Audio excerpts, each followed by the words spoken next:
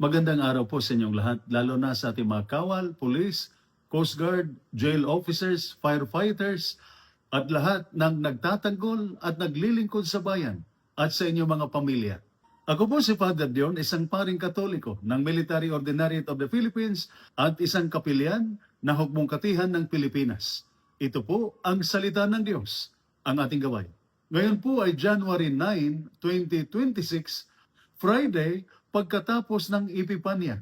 Ang ating mga pagbasa mula sa banal na kasulatan sa araw na ito ay tuwirang nagsasalita sa mga taong tulad ninyo, mga sinanay na maging matatag, disiplinado at maaasahan kahit pagod, sugatan o nasa ilalim ng matinding pressure. Ngunit sa ilalim ng uniforme, tao rin kayo. Hindi lamang kagamitan at responsibilidad ang inyong dinadala, kundi pati pagod, stress, takot, bigat ng konsensya, at mga sugat na hindi laging nakikita. Doon kayo mismo sinasalubong ng salita ng Diyos sa araw na ito.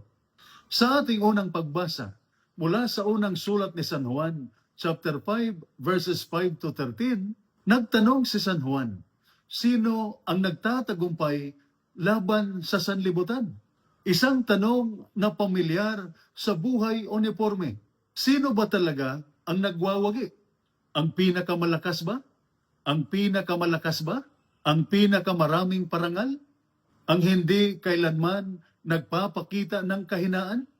Iba ang sagot ni San Juan. Ang sumasampalataya na si Jesus ang anak ng Diyos. Para sa mga uniformadong tagapaglingkod, mahalaga ito.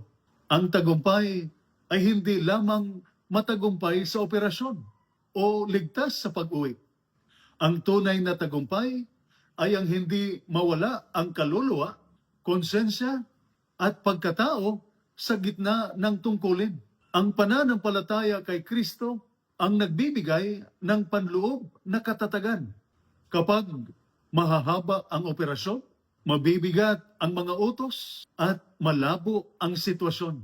Pinananatili nitong matatag ang loob at malinaw ang konsensya kapag mahirap ang mga pagpili. Ito ang mental resilience na galing sa pananampalataya. Hindi hinayaang mamuno ang takot at hindi hinayaang magugat ang kawalan ng pag-asa. Sa ating ebanghelyo, mula sa ebanghelyo ni San Lucas, chapter 5, verses 12 to 16, naglakas loob ang kitungin na lumapit kay Jesus. Isang kitungin ang lumapit kay Jesus. Iniiwasan siya ng lipunan. Itinuturing siyang marumi. Lumuhod siya at nagsabi, Panginoon, kung ibig mo, maaari mo akong pagalingin. Maraming uniformadong tagapaglingkod ang may katulad na dinadala, hindi laging pisikal, kundi panloob. Trauma mula sa operasyon o sakuna. Bigat ng konsensya dahil sa mga desisyong ginawa sa krisis. Matinding pagod mula sa sunod-sunod na duty.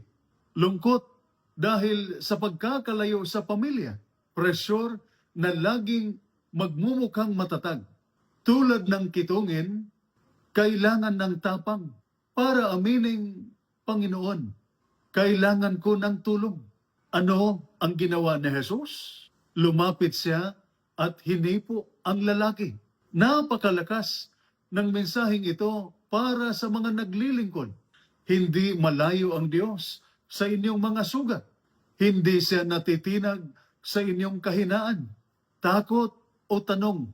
Lumapit siya. Pinapasok niya ang inyong pakikibaka. Sa Ebanghelyo, sumagot si Jesus, ibig ko, gumaling ka. Ang paggaling na ibinibigay ni Jesus ay hindi lamang pisikal. Ibinabalik niya ang dangal at kapayapaan. Para sa mga uniformadong tagapaglingkod, paalala ito na higit kayo sa inyong tungkulin, higit sa inyong ranggo, higit sa inyong huling pagkakamali o pinakamabigat na misyon. Nais ng Diyos na pagalingin ang isip na pagod sa stress, ang pusong nabibigatan sa responsibilidad, at ang espiritong napapagod sa walang humpay na kahandaan. Pagkatapos ng paggaling, si Jesus ay umatras upang manalangin. Kahit ang anak ng Diyos ay humahanap ng katahimikan at panalangin. Isang mahalagang aral ito sa buhay uniforme. Ang lakas ay hindi napapanatili ng tuloy-tuloy na alerto lamang. Ito'y nire-review sa panalangin, katahimikan, at tapat na pagsuko sa Diyos. Kaya upang makapaglingkod ng mabuti sa bayan, kailangan nating pahintulutan ng Diyos na alagaan din tayo. Ang pananampalataya ay hindi nagpapahina sa profesionalismo. Ito ang nagpapalakas nito. Ang panalangin ay hindi nagpapababa ng kahandaan. Ito ang nagpapabuo sa pagkatao. Dalhin ninyo kay Jesus ang mga sugat na hindi pwedeng ipakita sa uniforme. Nauunawaan niya kayo.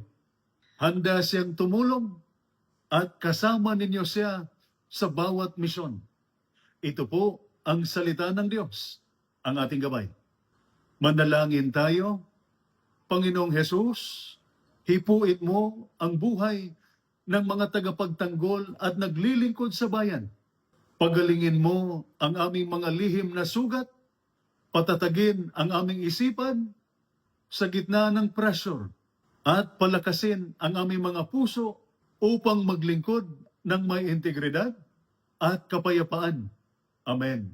At sumainyo at sa inyong pamilya ang pagpapala na makapangyarihang Diyos, Ama, Anak, at Espiritu Santo. Amen. San Miguel Arcangel, ipagtanggol mo kami. Amen.